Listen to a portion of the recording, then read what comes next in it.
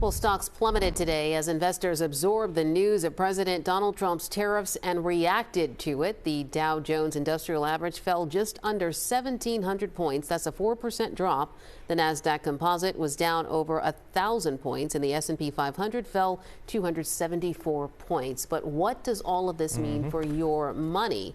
Let's bring in Josh Sidorowicz here with answers to questions about retirement savings. Josh. One of those days, guys. Yeah, I've been talking to several financial advisors, and once again, their first response is always, don't panic, which you might not like. It's generally, though, good advice, especially if you are still years off from retirement. But then I ask, well, okay, what if retirement is a lot closer, only a few years away? Well, then what?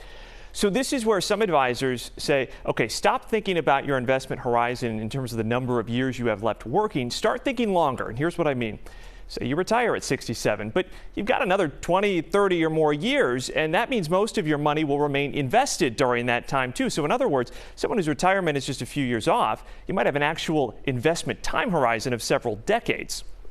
That said, there are some things that you can't be doing right now, again, especially if you're closer to that retirement. Jamie Hopkins with Bryn Mawr Trust says it's a good time to look at your investment allocation. So generally, you want to be shifting away from risk, away from equities and into more lifetime or fixed income holdings. That's annuities and bonds, right?